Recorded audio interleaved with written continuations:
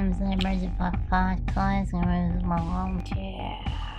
Right, Miss Mailari Rafari Makafakalari Rahim. Yes, we have resolution on the A and back here, and does it feel awesome?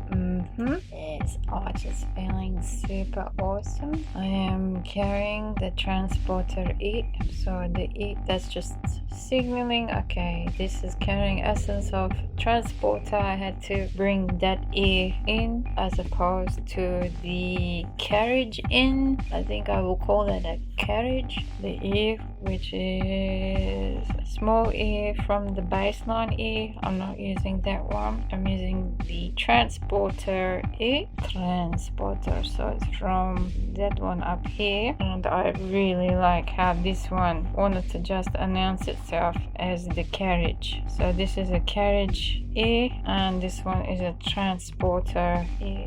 These two have different types of functions, so although they may be capable of producing the same sound, that one is not always pronounced and it is carrying the songline, but the carriage is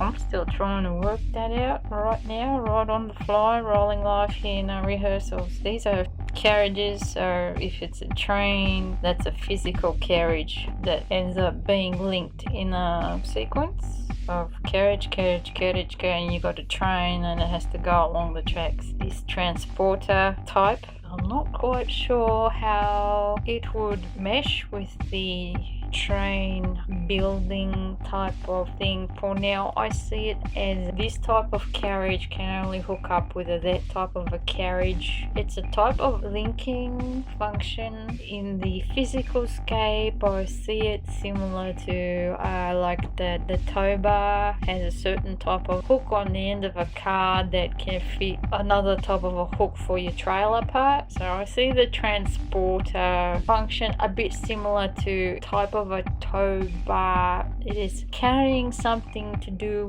with transport. I've still yet to work out my jargonology in a way that makes immediate sense for me, but as a carriage, perfect. I'm happy there. Unless something else comes along the future trail where that creates a new spark of inspiration, and I'm happy to roll with something else that's new that ends up changing this later on down the track. So far, it feels like a major victory for me because this Y-N was crying out for ligification, and that's the Y-shaped N paradigm. Just got to focus on attempting to draw it manually just to cement it in.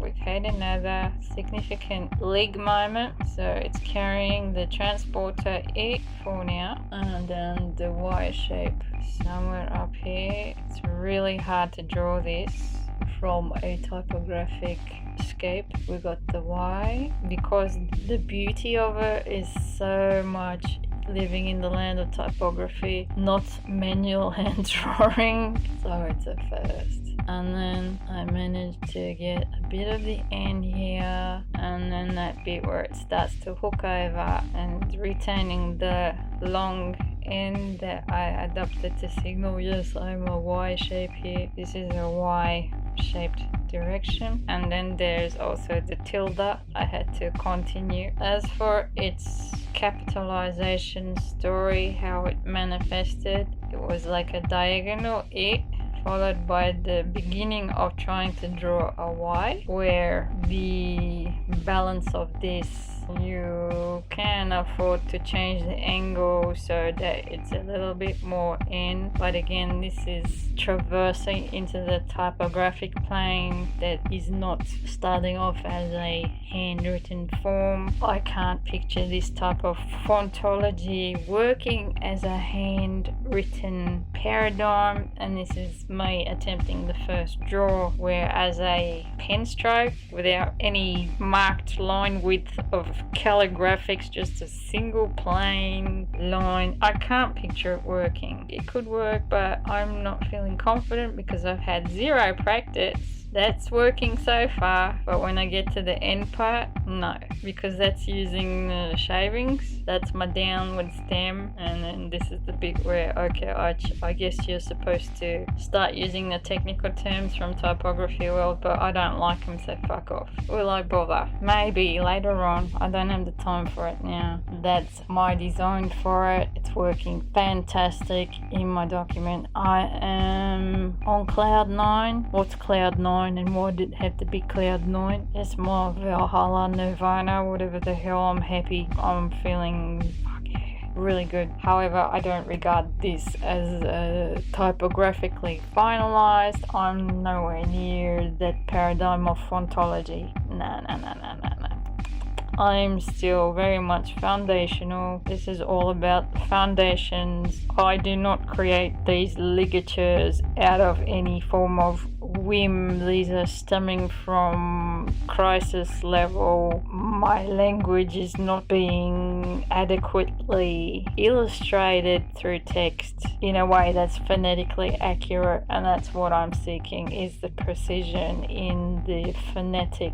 That's how it's coming out of my mouth, with a degree of consistency that is so unnervingly, oh my fucking god, the result ends up being, oh my fucking god. So when I see visual quirks that are not meshing properly or nicely, when I detect visual discordance in the written word, it's reflected in the speech as well. I can hear it in the speech. When I visually review a text, I'm going, bro, this is you got another ear here, you got this discordance here, or when I see it's not looking good there, that issue is also present in the speech, and that's what I'm trying to catch, because my speech is just flooded with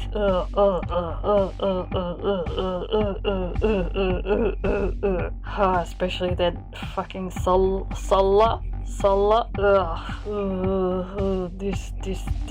Never mind. Not worth getting angry, because I am creating methods to try and make the jarring lesser and more pleasant. This is beautiful. It's taking me to a wonderful place. I'm thrilled. I'm utterly thrilled with this one. I didn't think I could do it, but it was important to note this is a critical bridge to Kazakh direction through the story of the here is my dyslexia. I'm gonna do the N the Roman way I was taught, but over in that direction you have the E and then you have the other one, which is like, what's the difference? This is an E, but there's an E on the syllable there, but I'm not through the Turkic scale. In the Roman lens, it makes a lot of sense for me. The pronunciation is said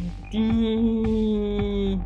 It's like you're only just kissing that N. That N doesn't quite get pronounced, but it's kind of implied, it's kind of there, but it doesn't quite get voiced all the way to the but you're still carrying that and I can still comprehend how the N is in the picture through the Roman expression. This is the point where in the Turkic streams I have to then consult with the different branches. What are your ins like at the endings? The suffixoidal ins, what are they like? How are they showing up? How do they express in your current language and in recent languages of the recent past, where you adopted the Cyrillic, but later on you went converted and turned into the Roman end of the spectrum, and how did you go about doing that? Studying those visuals will provide deeper insight in the way people process sounds, perceive sounds, and seeing how other people have perceived it gives me more information, where you've come from, how you see the world, and that helps me see more. And so what's happened as a result of this ligature, each time I create a new one, it's another Pandora's box, and it highlights, it amplifies the new stuff that is crying for attention. Me next, I wanna go next, me, please, miss, can you please take care of me? I got a broken leg over here as well, can you please help me? It feels like that. And what happened after this got implemented through the search replace type of momentum was it goes back to former notations about the like, is that an R or is that a H? And the answer is kinda kinda complicated because for me my language is Wombatistani, it's not Turkish. I can quantify the R branch, the non-rhotic species especially is unquestionably that's Australis. R, that's from here. That doesn't belong to the Turkish half of me, but it is very much a part of the Wombatistani. Back to the An, where there was a need for me to just the consciousness of there is a neutral need for us neutralizing. There is another type of N which is not the same as this E in An. There's a little bit of the but there's also that H variant such as Kahn't. How do you spell that? Where the other way can is equally valid, and this is that I want to like call it fluxomatosis or fluxomatosis. I'm not okay with this fucking metathesis because this says fucking nothing for me. Metathesis, fuck off. Yes, a fluxomatosis or flickity flaccosis, flickity flaccosis, twister maffacosis, some fluxomatosis thing that will directly communicate this is a twister, this is a flummoxed, fluxomatosis twister. There's a twistery muffo. The appropriate, ideal, perfect sound for that will make itself known with time. I just don't have the time to sit down and explore the what could we call this right now. If it comes out on the fly like that, just straight away, and it's perfect, just like how it happened with the carriage. Yeah, alright, I'm okay to Kabul, and nothing's in concrete for me. It's always forever evolving. I only Kabul when my internals are going, fuck yeah, I approve, I love it, which is similar to this experience here. I've been doing this for quite a handful of years now, and so I'm now getting used to the process of my body signaling, yes, I'm ready to commit, I'm ready to go for it, let's go for it, because going for it is scary without confidence. Going for it is, what if I make a mistake? What if I got it wrong? And after going through that type of adventure where there's many iterations and I make an adjustment and that adjustment didn't quite work out as I thought it might have. Sure, there's less fear now, more experience with, okay, so I gave it a go, it didn't quite work out, maybe next time, or maybe, later on, it'll just resolve itself. And whatever quirk I do detect where there is a need to annotate and go, this one needs a note, this one needs an attempt, this one needs a mark, this one needs an annotation. Each time I have moments like that, taking the notes, even if it doesn't go anywhere remarkable in the immediacy of the now, further on down the track, might need to highlight, we've got an issue here. That instinct is dead on accurate. So that's why I'm learning how to let go of. Doesn't matter. I need to honor each moment my body's going because what it feels like right now is like I've got like a 4-year-old version of myself stuck in there, and she's fucking mute.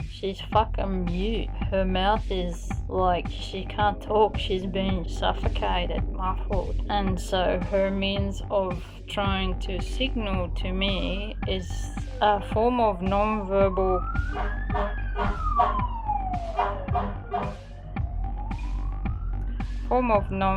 communication there, or that's what I'm doing through this, helping her get her voice back,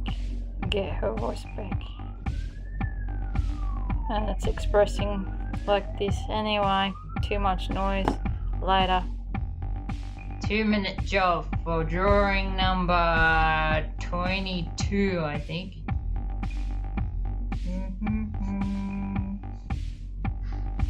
2-minute job. Sorry, darling. Time's up. Sorry, Kahn't, that was the best I could do in 2 minutes.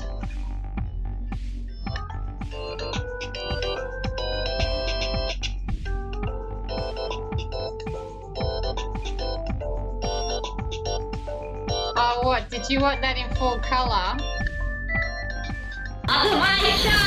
Get used to it!